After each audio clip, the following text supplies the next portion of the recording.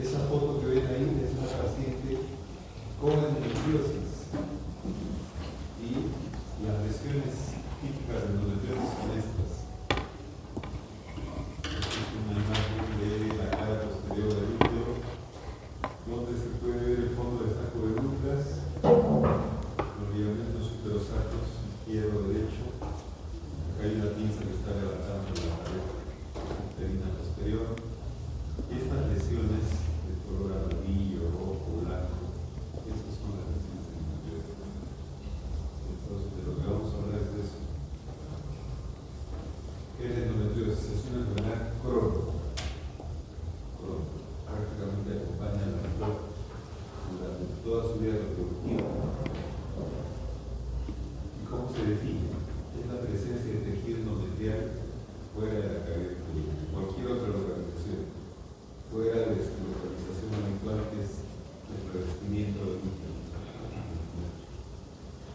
Entonces, cualquier tejido endometrial que se encuentre fuera del útero, puede ser en el diafragma, en la vejiga, en el apéndice, a veces en los pulmones, donde ya no se imaginan ustedes.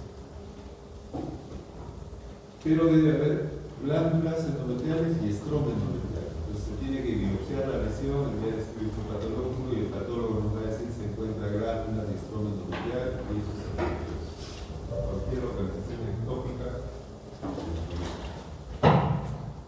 Obviamente esta es una patología benigna, pero su comportamiento asemeja a una neoplasia. ¿Por qué? Porque a medida que se va agravando, hay formación de nuevos vasos, igual que en el cáncer. Formación de nuevos vasos, producto de factores de crecimiento, etc. ¿no? Tiene un comportamiento similar a una neoplasia, pero es una patología benigna.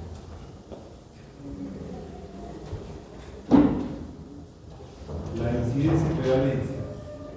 No se tiene un registro exacto porque no hay forma de diagnosticar a todas las pacientes que tienen endometriosis, pero entonces se hace una estimación, un cálculo, y más o menos se calcula que hasta un 10% de las mujeres en edad reproductiva pueden tener endometriosis. Si acá hay 10 mujeres, una tendría endometriosis.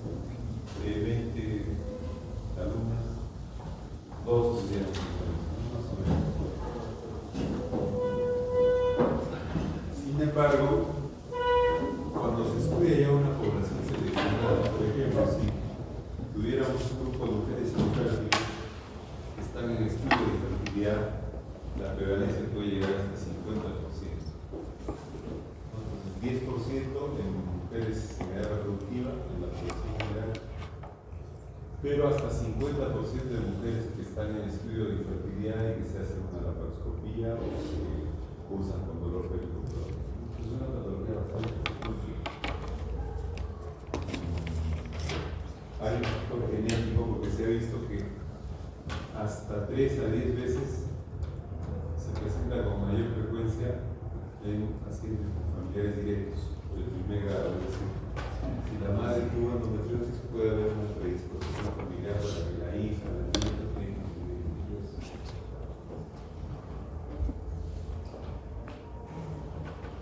Las formas de presentación. Se describen 3 formas de presentación. O sea, ustedes pueden encontrar en los pacientes esta primera forma, que es la más frecuente, la endometriosis superficial peritoneal. Por ejemplo, esa primera foto que les mostré de fondo de saco posterior, esa es endometriosis peritoneal superficial. Pero también hay lo que se conoce como el endometrioma ovárico, que es ya la tumulación que algunos conocen como el quiste de chocolate, ¿no? Los tumores llenos de sangre, que es endometrioma ovárico. Esa sería una segunda forma de presentación. Y hay otra que es la más grave, que es la endometriosis profunda. Cuando hablamos de endometriosis, cuando la lesión penetra por debajo de la superficie peritoneal más de 5 milímetros. Entonces es un diagnóstico histopatológico. Si yo biopsio la superficie peritoneal, el patólogo me dice que la lesión invade más allá de 5 milímetros, ya puedo considerar que es una endometriosis profunda. Entonces no olvidar esto, ¿no? 3 formas de presentación: superficial, peritoneal, esos implantes que se ven en la laparoscopía, el endometrioma ovárico, que es una forma más grave de la enfermedad, y la endometriosis profunda, que sería el estadio más avanzado. Factores de riesgo. Mientras más tiempo esté expuesto una paciente al estímulo estrogénico, va a tener más riesgo de hacer endometriosis. Por lo tanto, si menstrua a temprana edad, digamos, la menarquia a los 8 o 9 años, va a tener más tiempo expuesta al estrógeno, al estradiol. Ese es un factor de riesgo. Otro, retraso en la paridad. Si el primer embarazo se produce a los 37 años, tiene más riesgo de tener endometriosis que una mujer que tiene su primer hijo a los 25 o 30. También es retrasar la maternidad o la paridad, es un factor de riesgo. Si una paciente tiene ciclos cortos, ¿a qué decimos ciclos cortos? ¿Cómo es el ciclo normal? ¿Cuánto dura? 28 días, más o menos 7, ¿no? Pero si tiene menos que eso, va a estar más tiempo expuesta al estrógeno, porque mientras más ciclos ovulatorios tenga, mayor producción de estradiol. En cada ciclo ovulatorio se produce estradiol. Si una mujer menstrua un año 10 veces y otra menstrua en el año 15 veces, ¿quién está más expuesta? La que menstrua 15 veces, ¿no? Tiene mayor exposición al estradiol. Ya hemos dicho que también si hay familiares directos afectados, madre, hermana, abuela, etc., hay más riesgo de endometriosis. El dietilestilbestrol es un compuesto que se usaba en la década de 1970, 60, se usaba para los casos de amenaza de aborto. ¿Y qué produce o qué producía en las mujeres que usaban este compuesto?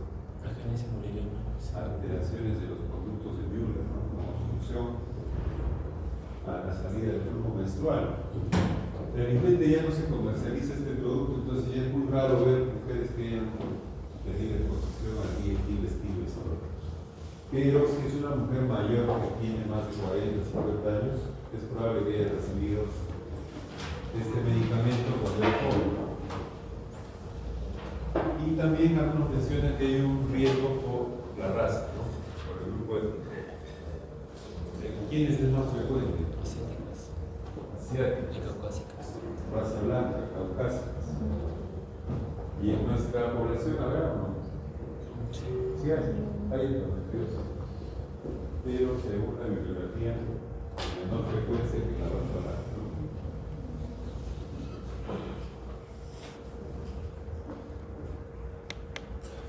Etiopatogenia. ¿Cómo se produce la endometriosis? Hay varias teorías. Una de ellas tiene ya más de 100 años, la teoría de Samson. Samson en el año 1924 postula esta teoría, ¿no? Cirugía a las pacientes con dolor pélvico crónico y encontró que en estas pacientes que tenían dolor pélvico había estas lesiones, estas lesiones típicas, oscuras, como quemadura de pólvora. Y él dijo que eso se debía a que estas pacientes tenían una menstruación retrógrada, es decir, que el flujo menstrual, además de salir por vía vaginal, podía refluir por las trompas y depositarse en el peritoneo. Fíjense, hace 100 años, en 1924. Y esta teoría se mantiene hasta ahora, porque sí es una explicación lógica, ¿no? Si el endometrio está al interior del útero, recubriendo esta capa interna, es lógico que pensar que con la menstruación algunas de estas células van a pasar por las trompas, van a salir a la cavidad peritoneal y algunas se van a implantar en la superficie peritoneal. Entonces, sí es una teoría aceptada, por eso es que 100 años después sigue vigente. No se ha podido rebatir esta teoría. Además, he hecho estudios con cultivo de las células que se encuentran en el peritoneo y se ve que son células viables, que el cultivo pueden reproducirse, pueden ser viables, ¿no? Bueno, pero esta teoría de la menstruación retrógrada no explica todos los casos de endometriosis. Por ejemplo, hay casos raros de endometriosis en la pleura. ¿Cómo llegaría a la célula endometrial de la pleura si solo fuera menstruación retrógrada? No hay forma. ¿No? O en una localidad clasificación como el sistema nervioso central, porque no hay casos descritos de endometriosis en el tejido como el sistema nervioso central. Entonces, la menstruación retrógrada no explica todos los casos de endometriosis, tiene que haber otras vías de discriminación. Y así se ha planteado, por ejemplo, esta teoría de la metaplasia celónica. ¿Qué quiere decir? El peritoneo deriva del mesotelio, ¿no es cierto? Igual que la pleura.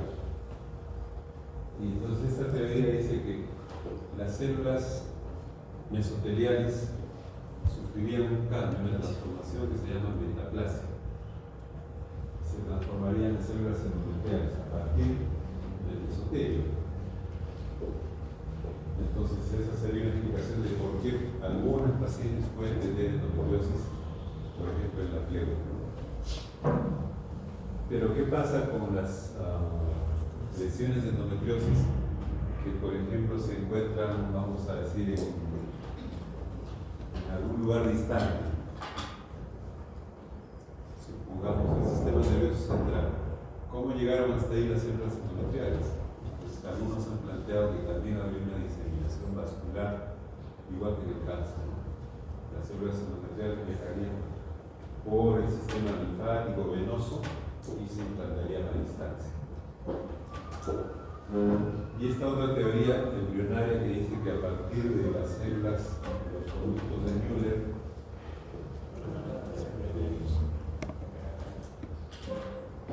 se podría originar también la lesión de endometriosis. ¿Por qué no se olviden que este tejido deriva de los conductos de Müller?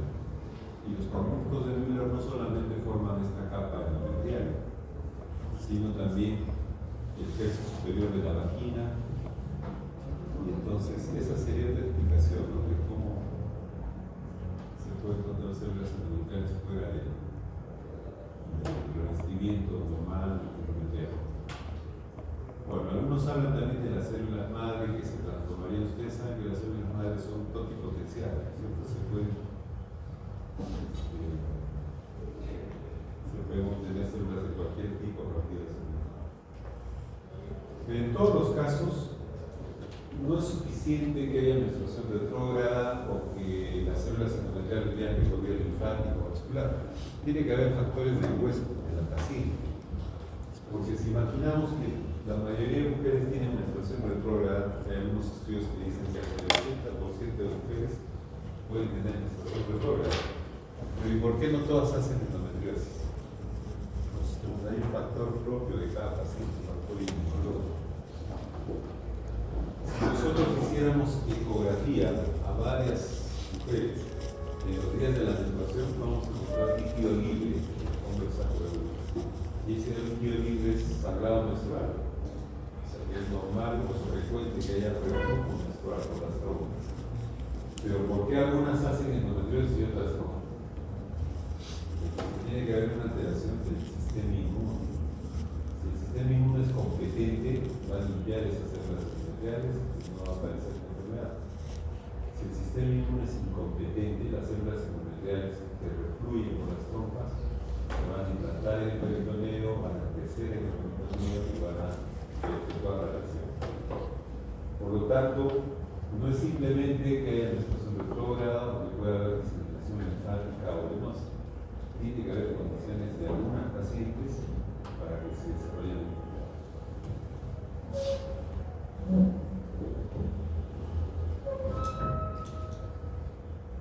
¿Cómo es que el tejido endometrial, una vez que llega a la superficie peritoneal, se adhiere y empieza a proliferar?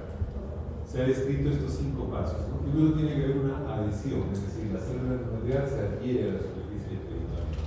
Pero luego tiene que haber invasión, es decir, tiene que invadir la superficie peritoneal. Luego reclutamiento, angiogénesis, que es la formación de nuevos vasos, y proliferación. Entonces, como ven, se parece mucho a lo que ocurre en el cáncer. ¿Qué pasa en el cáncer? Primero hay invasión, reclutamiento, formación de nuevos vasos, etc. Es parecido.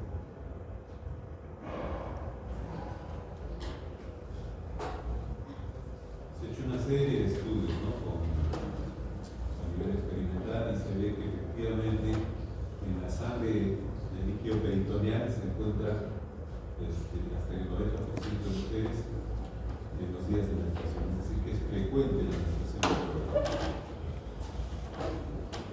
Estas células que se encuentran en el peritoneal se han cultivado en el laboratorio y se ve que son células viables, es decir, pueden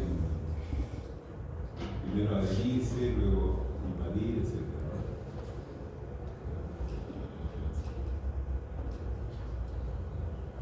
¿Qué factores inmunológicos están involucrados? Se ha visto que en estas pacientes con endometriosis está aumentada la secreción de citoquinas. ¿Qué citoquinas? Factor de necrosis tumoral.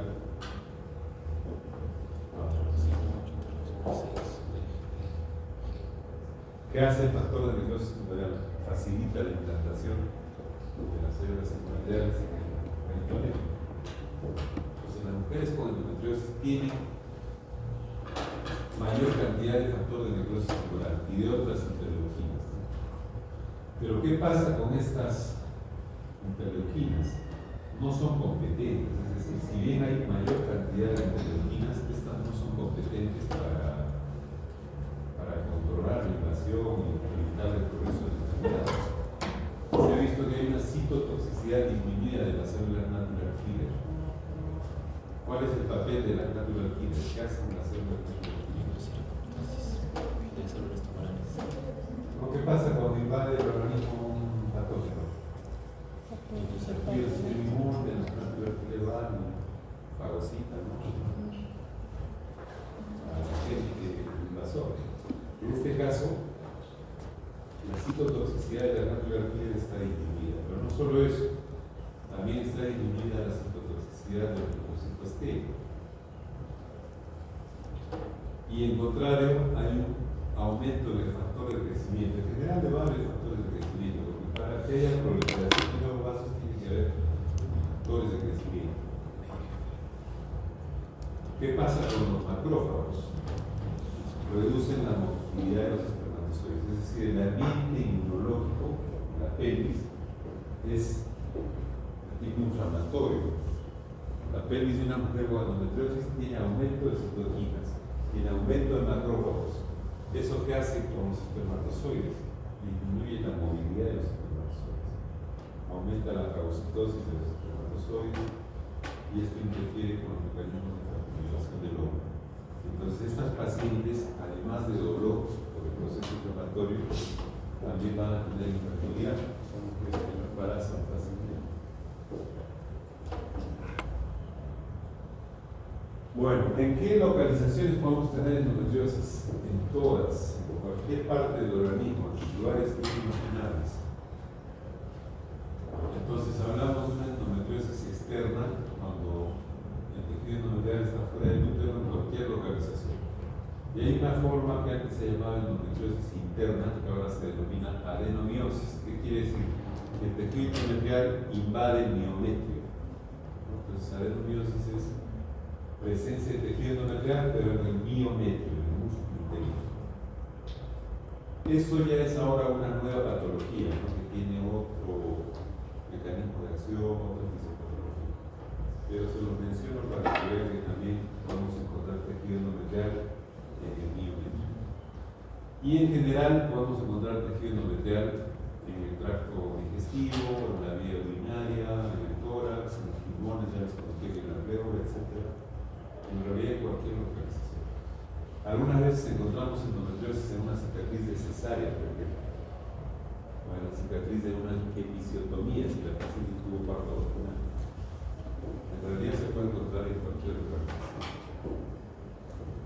La adenomiosis sería esta. Este es el útero y en el miometrio hay esta colección de células endometriales. Eso se llama adenomiosis.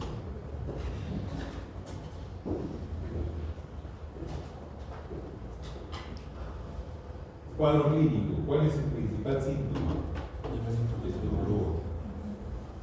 Cuando ustedes ven una paciente con dolor, deben sospechar en endometriosis. Y al inicio es un dolor cíclico, es decir, se presenta periódicamente, generalmente acompañando a la menstruación. Y eso no se llama? Dolor menstrual. Dismenorrea. Los principales síntomas, dolor menstrual o dismenorrea.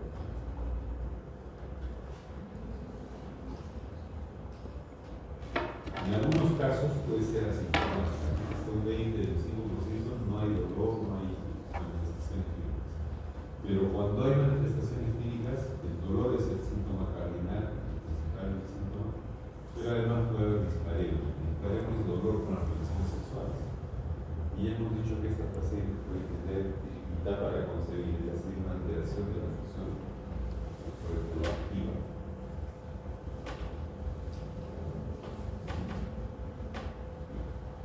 ¿Por qué no embarazan a estas pacientes? Por varias razones, ¿no? Uno, por disminución de la reserva ovárica. Una forma de medir la reserva ovárica es hacer un dosaje de hormona antimuleriana. Entonces, he hecho estudios de pacientes con endometriosis y sin endometriosis. ¿Qué se ha visto? Las que tienen endometriosis tienen una reserva ovárica disminuida, es decir, la hormona antimuleriana es más baja del paciente con endometriosis respecto a las que son normales o no tienen endometriosis. Y peor, si es una forma de presentación con el endometrioma ovárico, es decir, si la paciente tiene endometriosis en los ovarios, el endometrioma ovárico, la hormona antimuleriana puede estar aún más baja. Entonces, esa es una razón para que no embarace. Pero además de eso, los óvulos que provienen de una mujer con endometriosis tienen peor calidad, son, digamos, óvulos alterados, porque el ambiente inflamatorio que hemos explicado a nivel térmico interfiere con la calidad del ovocito. Entonces son óvulos que fecundan menos, por lo tanto hay menor posibilidad de embarazo. Y si son óvulos de baja calidad, también los embriones que se consigan con estos óvulos van a ser de mala calidad, por lo tanto puede ser más frecuente que el aborto. Hemos explicado que el líquido peritoneal de estos pacientes tiene concentraciones elevadas con citoquinas, factores de crecimiento, macrófagos, etc.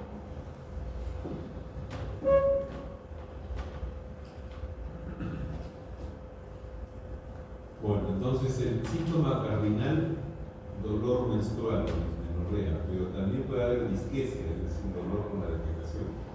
En casos avanzados de endometriosis, las lesiones pueden estar a nivel rectal.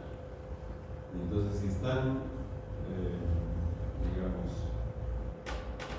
obstruyendo el recto, la paciente va a tener disquesia, dolor con la defecación. Si la lesión está a nivel vesical, a nivel de la vejiga o a nivel de la uretra, también puede haber disúria, dolor con la micción. Puede haber molestias lumbares o abdominales cuando hay endometriosis profunda. Y si el dolor dura más de 6 meses, ya hablamos de un dolor crónico. Entonces, inicialmente el dolor es cíclico porque se relaciona a los periodos menstruales, pero después, a medida que la enfermedad progresa, el dolor ya no es solamente cíclico, y se hace un dolor permanente, que dura más de 6 meses, y en el caso ya hablamos de un dolor crónico. ¿Qué otros síntomas puede haber? Hematuria, por ejemplo. Si hay lesiones en la vejiga, estas lesiones, este tejido endometrial responde al estímulo estrogénico, igual que el endometrio normal. Es como que también estas células endometriales estuvieran menstruando. Y menstruan en la vejiga donde estén presentes. Entonces puede haber hematuria.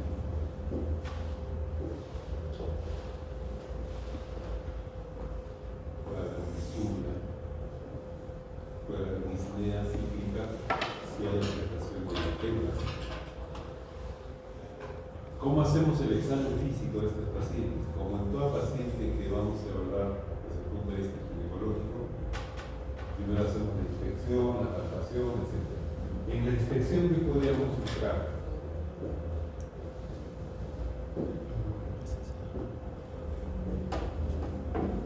Por ejemplo, si es una paciente que ha sido cesareada, tenemos que ver la cicatriz de cesárea. Si hay un punto con sangrado activo, hay casos de pacientes que se han operado hace 1 año, 2 años y la herida no termina de cerrar. Hay un punto que está inflamado, siempre está manchando sangre, pese a que ha pasado ya 1 año, 2 años. Entonces puede ser una endometriosis. Al momento de sacar al bebé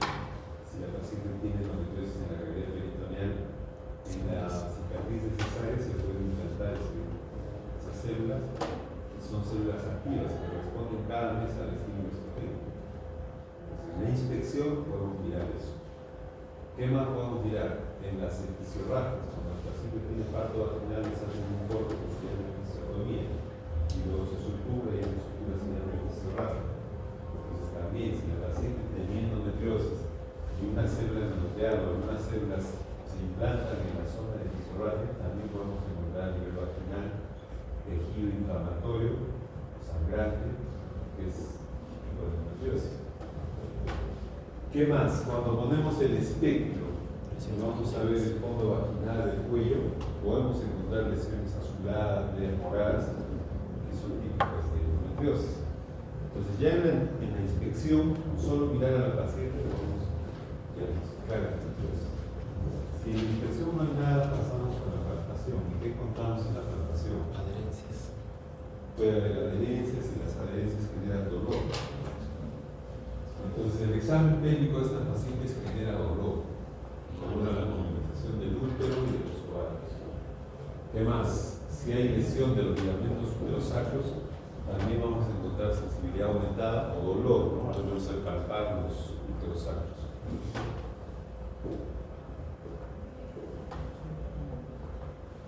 Cuando es una endometriosis severa y las adherencias han hecho que el cuerpo uterino quede pegado al fondo del saco posterior, vamos a encontrar que el útero está en retroverso, está fijo hacia atrás, en una retroversión patológica.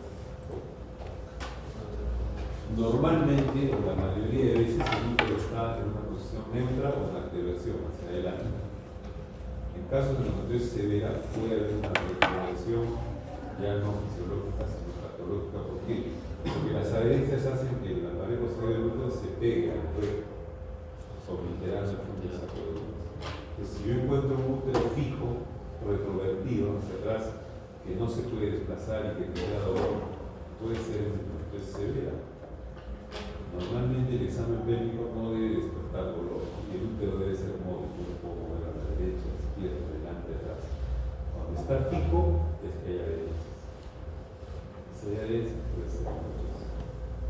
¿Qué más? Movilidad disminuida, puede haber nódulos palpables a nivel de los uterosacros, como la primera foto que posee, la primera diapositiva. Esos nódulos, si son de larga data, pueden ya ser de mayor tamaño, ¿no? Y generan dolor al palparlos. Entonces, el examen bimanual, ya saben ustedes, se hace con ambas manos, la mano dominante en la vagina y la otra mano en el abdomen, y se trata de buscar lesiones sospechosas, es decir, nódulos a nivel de los ligamentos uterosacros, a nivel de los anexos, etc. Entonces tenemos que evaluar el tamaño del útero, la forma, la movilidad y la sensibilidad.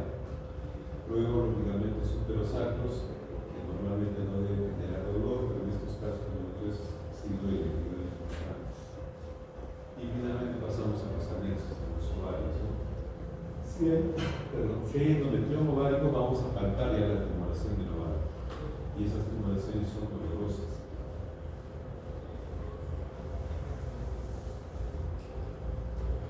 En algunos casos se tiene que hacer también el tacto rectal o vagino-rectal, es decir, un dedo en la vagina y el otro en el recto.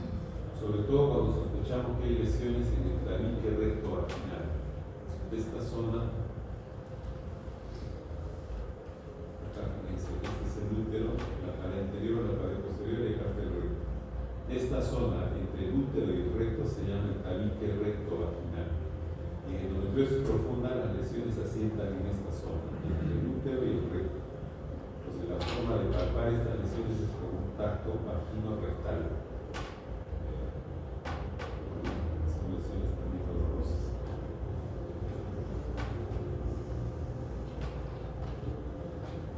Diagnóstico. El gol estándar se consideraba que era la laparoscopía porque nos permite ver estas lesiones. Yo ingreso con el laparoscopio, puedo ver la superficie peritoneal y encontrar estas lesiones, ¿no? Que los libros describen como quemadura de polvo. Estas lesiones medias oscuras, que parecen quemaduras de polvo, son las típicas lesiones de endometriosis. Pero, ¿qué pasa con las lesiones profundas? No se verían en la laparoscopía. Si yo ingreso el laparoscopio, ¿qué voy a ver? Las está debajo del endometrioma. Entonces, la ecografía actualmente se considera un examen que permite hacer diagnóstico de endometriosis profunda.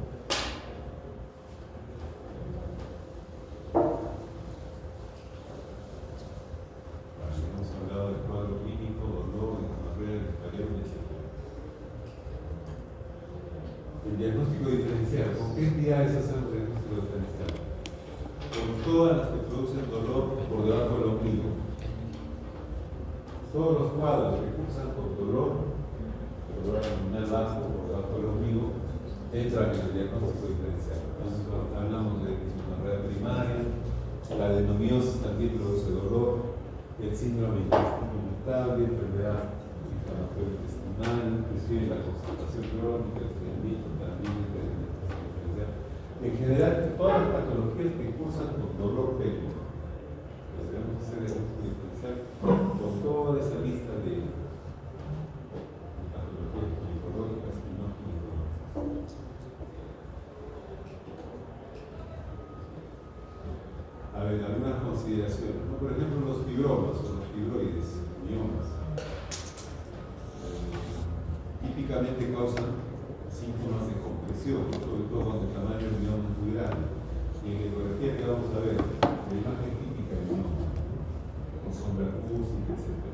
Y así, en cada caso, por ejemplo, si pensamos en enfermedad inflamatoria, tenemos que indagar sobre la historia clínica previa de cirugías, si hay un hidrosalpingo en la ecografía, etc. Entonces, en cada una de estas patologías hay algunas características que la diferencian de los anteriores.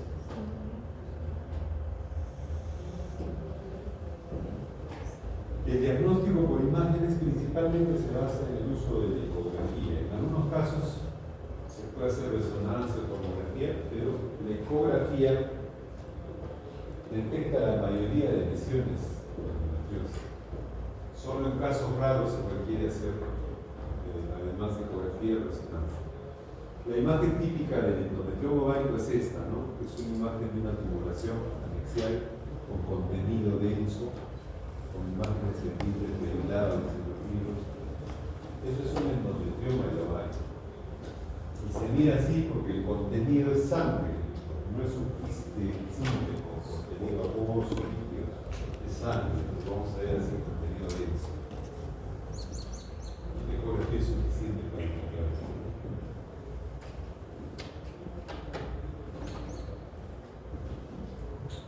Ya en casos más complejos podemos ver acá un endometrioma con esa imagen densa, ecodensa, que se diferencia, por ejemplo, del hidrosalpis, que tiene un contenido más oscuro, más alicogénico.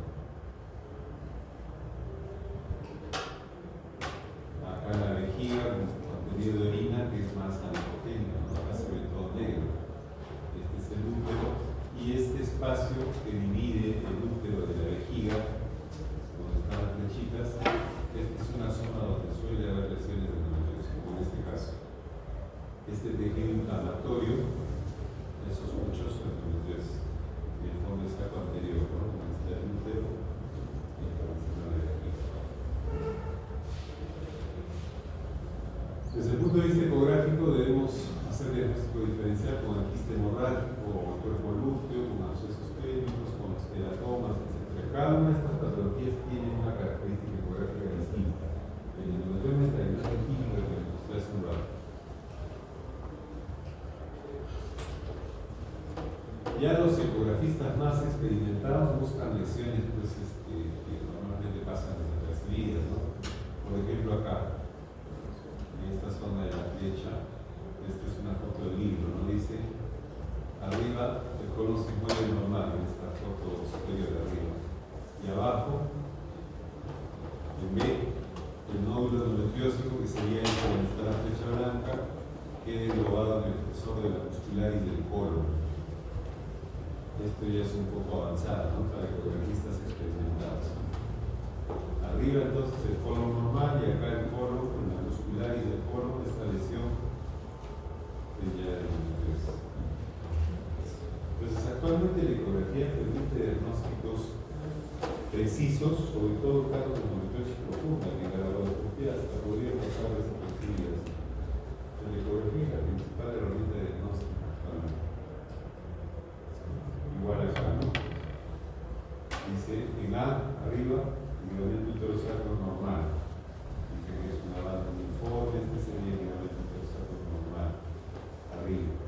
Y acá abajo, el ligamento uterosacro, pero con este nódulo donde está la flecha blanca. Pues fíjense cómo los ecografistas que se especializan en el diagnóstico de endometriosis pueden detectar estas lesiones. Sería un nódulo del ligamento uterosacro. La resonancia para algunos casos raros de la ecografía no detecta lesiones que son muy pequeñas, etc. Podría ser útil la resonancia. Y la especuloscopía, lo que les decía hace un rato en la inscripción, si ustedes ponen un especulo y ven esta imagen oscura, media azulada, puede ser endometriosis en la pared vaginal. Esta es una endometriosis en la mucosa, acá arriba está el cuello, y esta imagen azulada es endometriosis. Con solo poner el especulo. Acá fíjense el apéndice secal y estas lesiones acá en la punta del apéndice, donde están lesiones blanquecinas en la flecha de endometriosis. Acá estamos viendo, este es el espacio pesicuterino, o sea, la pared anterior del útero. Acá está el útero, esta es la vejiga. Y normalmente no debería existir este nódulo. Entonces, este nódulo ya es sospechoso, ¿no? Y cuando hacemos cistoscopía, o sea, introducimos una cámara en la vejiga, efectivamente vemos que hay una lesión de endometriosis. Esta es la visión laparoscópica y esta es la cistoscopía. ¿Qué más? Lesiones superficiales.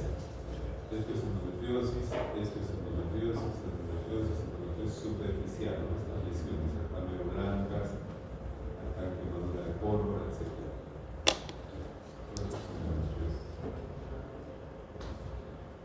En cuanto a diagnóstico por marcadores, lamentablemente no hay un marcador específico para endometriosis.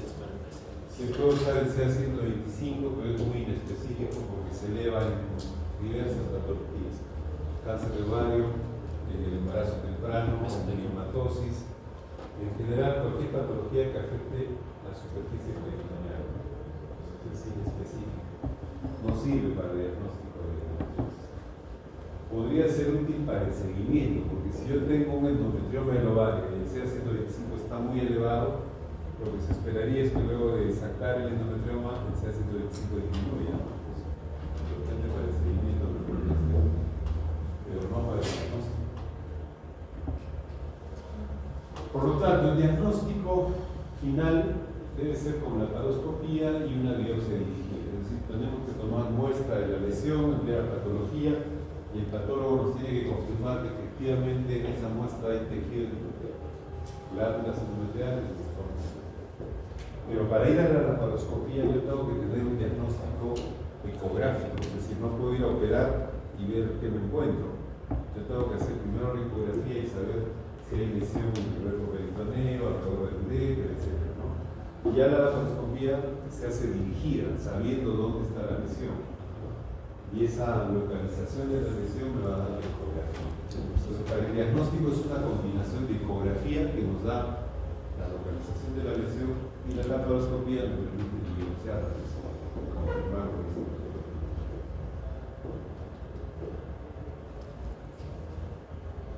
Esta sería una laparoscopía del útero normal, el útero en posición neutra, digamos, el fondo de saco libre, no hay adherencias, el ovario derecho libre, el ovario izquierdo libre, las trompas libres, sin lesión. Y en cambio, una ecografía, una laparoscopía de una paciente con endometriosis, con estas lesiones típicas de quemadura de pólvora, o estas lesiones más antiguas de color blanco a nivel del ligamento uterosacro. O esta de acá, que es una endometriosis más avanzada, ¿no? Lesiones de color rojo, amarillo, blanco, de acuerdo al tiempo de evolución. Todavía el fondo del saco de Douglas está libre, es decir, no hay adherencias de la periosteria posterior. Pero con el tiempo, esto que es una endometriosis mínimo leve pasa a ser una endometriosis moderada o severa, o sea, formación de adherencias. Igual acá, ¿no? Fíjense estas lesiones inflamatorias a nivel del útero sacro, que dividen su grado de evolución, ¿no? La coloración va cambiando según el tiempo de evolución. Acá esto es una vista del espacio vesicuterino, o sea, la pared anterior, y también hay lesiones superficiales de diferente coloración. Y esto es ya el endometrioma ovárico, ¿no? El tumor del ovario con contenido de chocolate, que sangre. En este caso ya está drenado el endometrioma y lo que se tiene que hacer es extraer esta pseudocápsula. ¿Cómo se forma el endometrioma? Se forma por impaginación, es decir, inicialmente las lesiones se asientan en la superficie del ovario y luego el ovario lo va englobando. Se forma una pseudocápsula. Esta imagen típica del endometrioma es la que vemos en la ecografía como el vidrio esmerilado.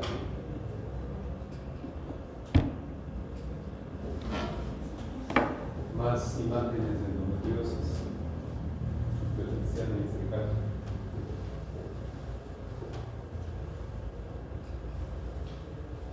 Acá a nivel del recto, fíjense, este es el fondo del saco de Douglas, este es la pared posterior del útero y este es el recto.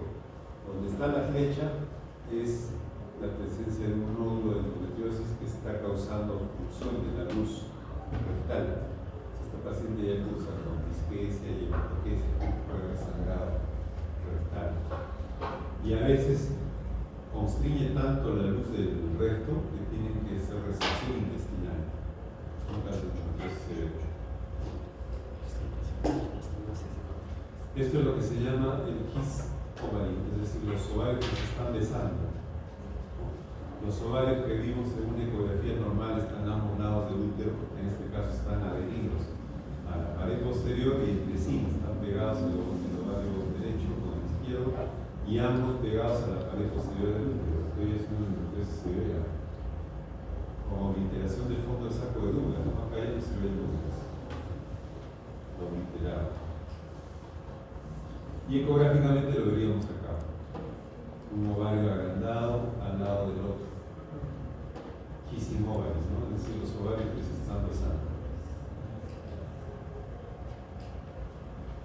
Esta es una imagen que no es mía, es del libro, pero para que vean cómo el uréter que está acá separado, este es el uréter, tiene acá una constricción, hay una estenosis producto de endometriosis profunda y por encima de la constricción hay una dilatación del uréter.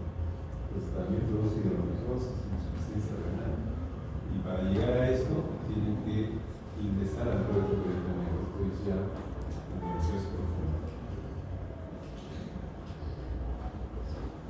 Clasificación. ¿Cómo se clasifica la enfermedad? Hay varios sistemas. Desde el año 79 que se publicó la primera clasificación de la SRM hasta la más reciente, ¿no? Que es esta ENSIAM, que se realizó en el año 2019. La SRM es la American Society for Reproductive Medicine, es decir, la Sociedad Americana de Medicina Reproductiva. Ha tenido varias actualizaciones porque la primera salió en 79, luego en 85 y hay una última del 97. Y la clasificación inicial es más reciente, la primera salió en 2013 y ha tenido también algunas modificaciones hasta la última que salió en 2019. La ventaja de la clasificación inicial es que considera endometriosis profunda, a diferencia de la SRM que solo sirve para la endometriosis superficial. Este es el esquema de clasificación de la SRM y se basa en asignar puntos, ¿no? Según los hallazgos. Y es para estallaje quirúrgico, es decir, se hace operando. Yo opero a la paciente y de acuerdo a lo que encuentre puedo ir llenando el carril. Por ejemplo, tengo que describir cómo está el peritoneo, ¿no? Si hay lesiones superficiales de menos de 1 centímetro, me coloco un puntaje de 1. Si hay lesiones profundas, menos de 1 centímetro, puntaje 2. Y así, para el ovario derecho e izquierdo, si hay lesión superficial de menos de 1 centímetro, 1 punto. Si hay lesiones de 1 a 3 centímetros, 2 puntos, y 4 puntos si son más de 3. Entonces, para el endometriosis superficial se tiene que llenar los hallazgos del peritoneo, ovario derecho, ovario izquierdo y las trompas. Pero todo eso es endometriosis superficial, lo que yo encuentro en la laparoscopía o en la laparotomía, porque miro a simple vista. Como ven acá no se describe nada de lesiones profundas que están detrás del peritoneo, la clasificación SRM es incompleta, ¿no? Porque solamente le da la posibilidad de describir lesiones visibles en la laparotomía o en la laparoscopía. Al final yo hago una suma de todos los puntos y me voy acá. Si encuentro un puntaje de 1 a 5, hablo de un estadio 1 o endometriosis mínima. Si el puntaje es de 6 a 15, endometriosis leve. 16 a 40, moderada, y más de 40 severa. Pero ¿qué ocurre? Fíjense, si yo tengo obliterado el fondo de saco de Douglas, como en esos ovarios que se están besando con el modelo de Douglas, ese solo hecho ya me da 40 puntos. Y entonces califica para endometriosis grado 4, o severa. Por lo tanto, hallar el Douglas obliterado y es sinónimo de endometriosis profunda. Y si yo encuentro endometrioma ovario, fíjense acá, ovario, lesión profunda, de más de 3 centímetros, es decir, un endometrioma, para un ovario me da 20 puntos. Y si el endometrioma es bilateral, 40 puntos, ya estaría en el estadio 4. Entonces, digamos, es una clasificación práctica porque de acuerdo al puntaje te dice si es endometriosis mínima, leve, moderada o severa. Pero no es completa porque no te permite describir lesiones profundas. Y además no se relaciona con el grado del dolor. ¿Por qué? Yo puedo tener un puntaje de 40, digamos, en Douglas obliterado, y la paciente no siente dolor. ¿No? Y lo contrario, yo puedo tener un puntaje de 1 a 5, donde es mínima, y la paciente se queja de dolor. Entonces no hay una correlación del puntaje que obtengo por la clasificación ASRM con la presentación clínica, el dolor. Esa sería otra desventaja de esta clasificación de la ASRM. En cambio, la clasificación ENCIAN, esta es la última, hashtag ENCIAN, ¿no? Así lo van a encontrar en Google. Hashtag ENCIAN. Me permite hacer una clasificación de endometriosis superficial, que es esta primera parte con 3 columnas de color naranja, azul y verde. Entonces, esto es endometriosis superficial. Y de acá para acá, endometriosis profunda. Entonces, parecido a lo que hace la SRM, para lesiones del peritoneo que miden menos de 3 centímetros, hablamos de un ENCIAN P1 o estadio P1. Para lesiones que sumadas dan de 3 a 7 centímetros en el peritoneo, lesiones superficiales, hablamos de P2. Y si miden más de 7 centímetros, hablamos de P3. Eso es a nivel peritoneal, superficial. Y lo mismo para el ovario, ¿no? Como tenemos 2 ovarios, se tiene que hacer una descripción para el ovario derecho y el izquierdo. Entonces, left, izquierdo, right, derecho. Si las lesiones en el ovario izquierdo miden menos de 3 centímetros, hablamos de un estadio O1. Entre 3 a 7 o 2 y más de 7 o 3 para el ovario izquierdo. Y luego tenemos que hacer lo mismo para el derecho. Esta columna verde es para trompas. Y en las trompas no solo tenemos que ver adherencia, sino el patency test, que es la prueba de permeabilidad. Es decir, si la trompa está obstruida o está permeable. Entonces, hablamos de T1 cuando las trompas están adheridas a la pared pélvica lateral, no como en este gráfico, las trompas pegadas a la pared pélvica lateral. Si las adherencias, además de la pared pélvica lateral, van al útero, como acá, acá el útero está libre, no está pegado al ovario, pero acá sí, y hay adherencias del ovario, el cuerpo uterino, hablamos de T2. Y si además hay adherencias en el ligamento uterosacro o en el intestino, hablamos de un T3. Pero además tenemos que decir si la trompa está permeable o no. Pues se requiere hacer la tromboactivación, es decir, una prueba para ver si el líquido pasa o no por la trompa. Si Si pasa, ponemos positivo, o sea, como permeable, y si no pasa, negativo, como obstruido. Y tenemos que hacer lo mismo para la trompa izquierda y trompa derecha. Eso es endometriosis superficial. Endometriosis profunda, endometriosis, hay tres compartimentos, A, B y C. El A es el compartimento recto, el espacio recto vaginal o compartimento recto vaginal. Y acá lo que medimos es la lesión, la longitud de la lesión, el diámetro mayor de la lesión. Entonces, si en el espacio recto vaginal, que es este, no acá está el recto, acá está la vagina. Si yo encuentro una lesión en el espacio recto vaginal que mide menos de 1 centímetro, hago un estadio A1. Compartimento A, espacio recto vaginal. Si la lesión en este espacio recto vaginal mide de 1 a 3 centímetros, hablamos de un A2. Y A3, si la lesión en el espacio recto vaginal mide más de 3 centímetros. El compartimento B, la segunda columna en rojo, se refiere a los ligamentos uterosacros. Y tenemos derecho e izquierdo. Entonces, si yo encuentro una lesión, como acá, menor de 1 centímetro, hablo de B1, porque B es compartimento uterosacro, no ligamento uterosacro. 1 a 3, B2, y más de 3, B3. Y lo mismo para el ligamento uterosacro del otro lado, izquierdo y derecho. El C se refiere al recto. Entonces, fíjense acá. La lesión ya no está en el espacio recto vaginal, está en el recto, como esa foto que les mostré. Si la lesión en el recto mide menos de 1 centímetro, hablamos de C1, C2, C3, según el tamaño de la lesión. Y en CIAN te da la posibilidad de seguir haciendo la clasificación si encuentras, por ejemplo, adenomiosis o lesiones en la vejiga, o en el intestino, o en el uréter, o en el diafragma, en cualquier localización. Entonces es más flexible, te permite definir todas las lesiones que encuentres. Y la otra ventaja es que puedes llenar esta clasificación no solo por cirugía, sino también por ecografía. Como les dije, la ecografía ahora permite detectar lesiones de endometriosis profunda. Y yo puedo clasificar por ENSIAM solo por ecografía también, no solo por cirugía. Entonces, al llenar el cuadrito tengo que poner si esta clasificación la estoy haciendo por cirugía o por ecografía. De tal manera que al final voy a aprender esto, ¿no? P o T para lesiones superficiales y ABC para lesiones profundas. Y te da la libertad de seguir ampliando para otros órganos. Entonces, ¿cómo se describe esto? Por ejemplo,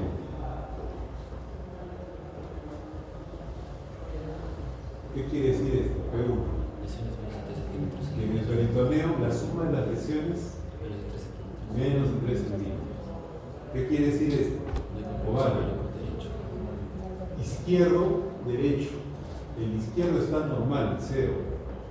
El derecho es 2. ¿Qué quiere decir? Que en el ovario derecho tengo una lesión entre 3 a 7 centímetros. ¿Qué más? Trompas no las describo porque seguramente están normal. Tampoco A, porque el espacio recto vaginal está libre. Pero en el B, uterosacros, este es izquierdo y este es derecho. En el ligamento uterosacro izquierdo tengo una lesión menor de 3 centímetros. Y en el derecho tengo una lesión entre 3 a 7. El C es recto. ¿Qué quiere decir? C2. En el recto hay una lesión que mide entre 3 a 7 centímetros. ¿Qué más? F. ¿Qué significa F?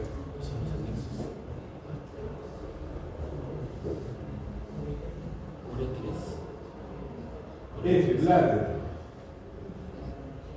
¿No? F en general se usa para lesiones FAR, o sea, distantes. FAR, lejos. Entonces, F puede ser adenomiosis, puede ser bladder, puede ser intestino, puede ser uréter. F se usa para todas. Entonces, acá, FU, ¿qué quiere decir? Uréter. Uréter right, derecho. FI, FAR también, los lejos, intestino, en este caso apéndice. Entonces, P1, endometriosis superficial en el peritoneo menor de 3, y así.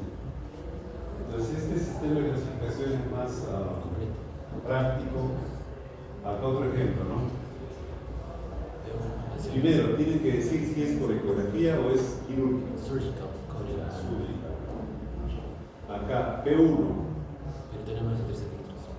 Lesión peritoneal, o sea, la suma de las lesiones superficiales es menor de 3. Acá, ovario, 1-0, ¿qué quiere decir? El izquierdo, ¿ven? Tiene la lesión menor de 3, por eso es 1.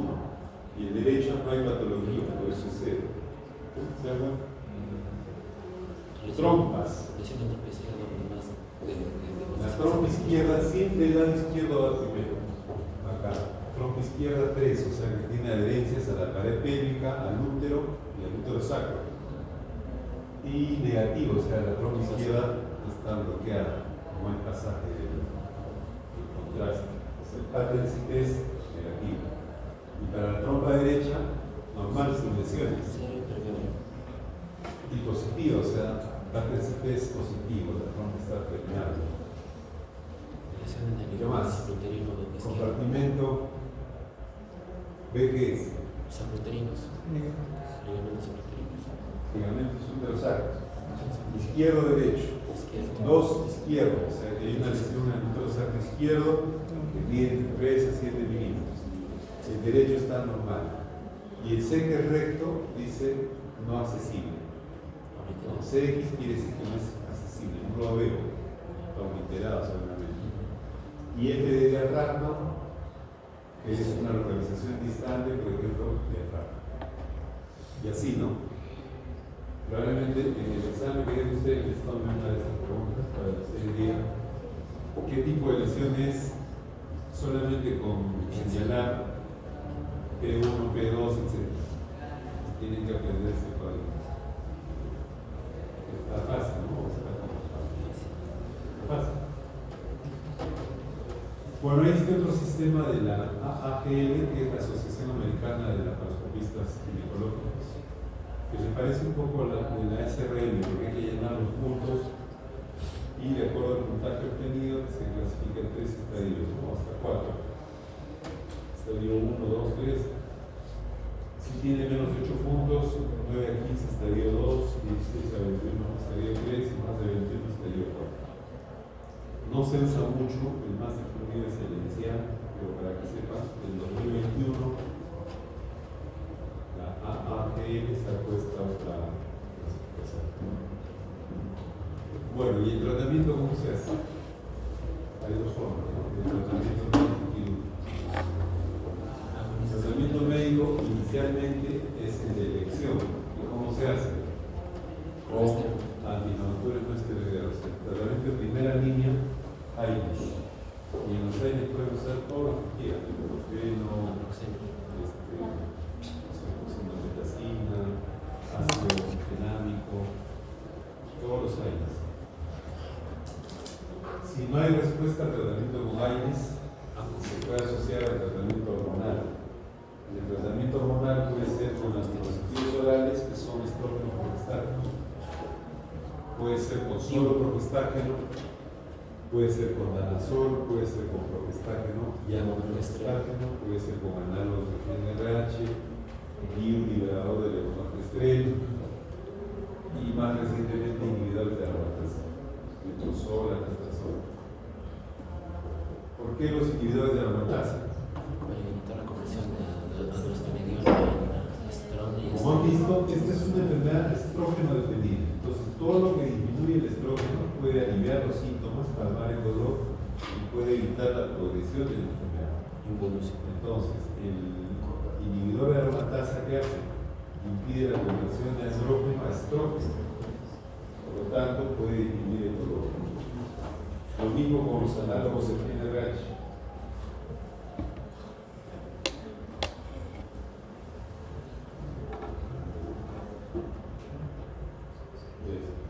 ¿Qué hacen los análogos? Ya hemos hablado de eso en el ciclo digital. Suprimen el eje hipotálamo y hipófisis ovario de manera temporal. ¿Por qué? Porque la administración, que no sea en forma constante, tiene efecto contrario. En lugar de estimular la producción de FSH, inhibe la producción de FSH. También el uso de análogos puede ser útil para aliviar el dolor y evitar la producción de FSH. ¿Cuál es el problema de los análogos? Tratamiento corto. Solo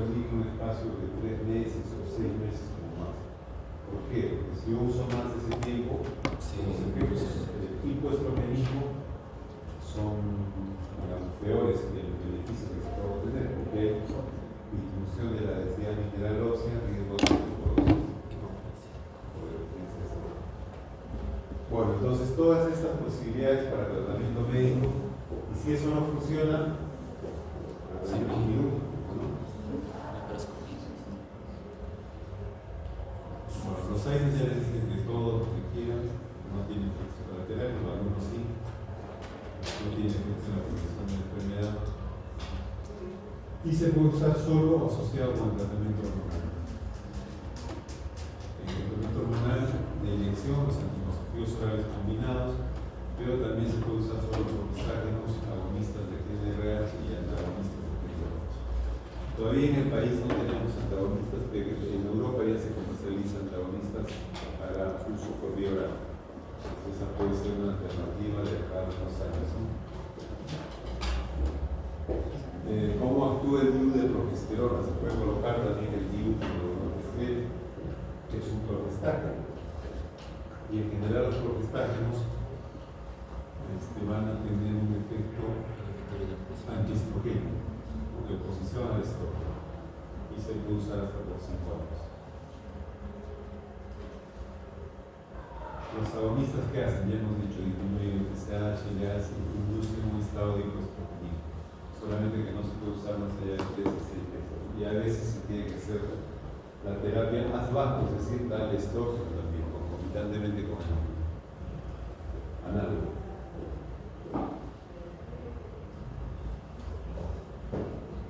¿Qué dice acá sobre los antagonistas? ¿No? En esta guía de la ESRE, que es la Sociedad Europea de Reproducción Humana y Biología, dice que el tratamiento con antagonistas se considera de segunda línea, después de usar AINES y tratamiento hormonal, anticonceptivos o progestágenos. Si eso no resulta, se podría usar antagonistas de GnRH. Que no hay acá en el país, pero que probablemente en unos años tengamos disponible. ¿Qué más dice la R?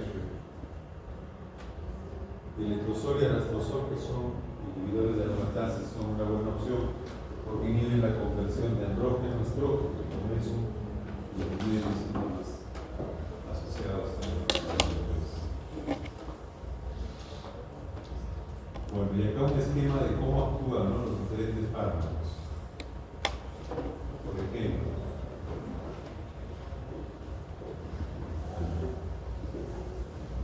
los inhibidores de aromatasa, ¿dónde actúan?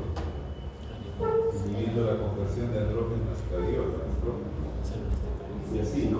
Los AINES, ¿dónde actúan? Inhibiendo la inflamación. Las ciclosinasas, y bueno, así para cada. El anazol, ¿dónde actúa? Inhibiendo la esteroidogénesis oral. Los agonistas y antagonistas actúan a nivel central, inhibiendo la producción de FSH y VH.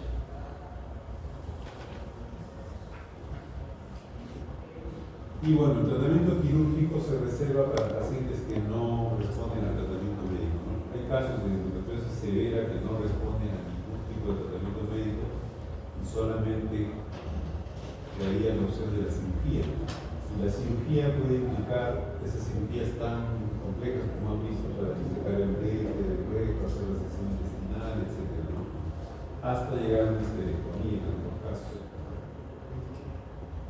Bueno, hay varios estudios sobre eso que no nos vamos a detener, pero sí en endometriosis ovárica. Cuando hay endometrioma del ovario, no siempre es quirúrgico.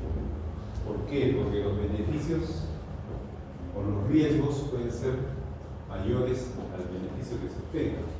Si yo tengo una paciente con endometrioma ovárico y ya tiene su reserva ovárica disminuida, la cirugía que haga en el ovario, ¿le mejorará la reserva ovárica o la va a empeorar? La va a empeorar. Entonces la cirugía no se hace a todas las pacientes con endometrioma, se tiene que evaluar. Un factor a considerar es el tamaño del endometrioma.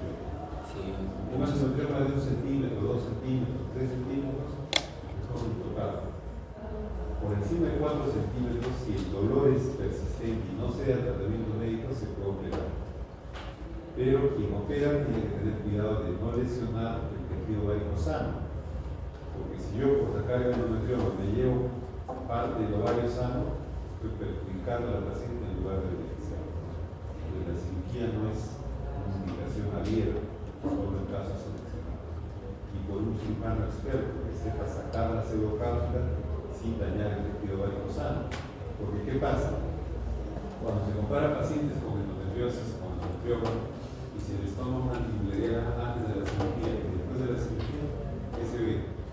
Y la antimuleriana después de la cirugía está peor. O sea, si ya de inicio estaba mal, después de la cirugía está peor. Muchas veces vemos en la práctica pacientes que han sido operadas una vez, 2 veces, y ya su reserva ovárica está en cero, ya no hay óvulos. La cirugía, en lugar de beneficiar, está multiplicada. Por lo tanto, se tiene que evaluar bien eso, no es operar por operar.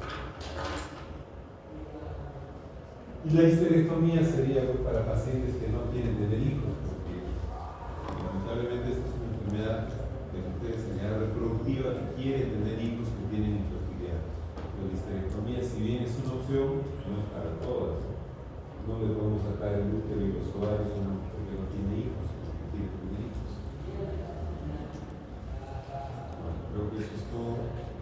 Si tienen más preguntas, eso ya lo dijimos, evaluar los casos de endometrioma, evaluar riesgo-beneficio.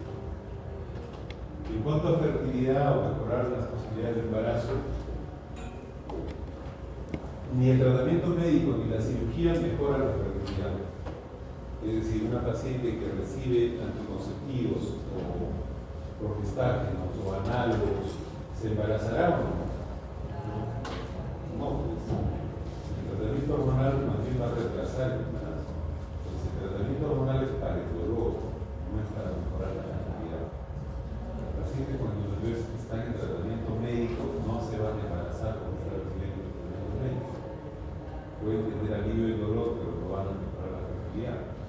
Entonces, para la pareja o la mujer que busca posibilidades de embarazo, el tratamiento depende del estadio de la endometriosis. Si es mínimo leve o si es moderada severa. Endometriosis mínimo leve quiere decir que no hay alteración anatómica, solo hay implantes superficiales, pero sin adherencias, y las trompas están permeables, no están pegadas.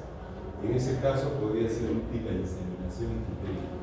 La paciente va a usar sus óvulos, sus trompas, podría beneficiarse de la inseminación. Si hay endometriosis severa, hemos dicho severa, como endometrioma ovárico, adherencias, obstrucción tubaria, la inseminación no va a funcionar. ¿Qué tiene que hacer?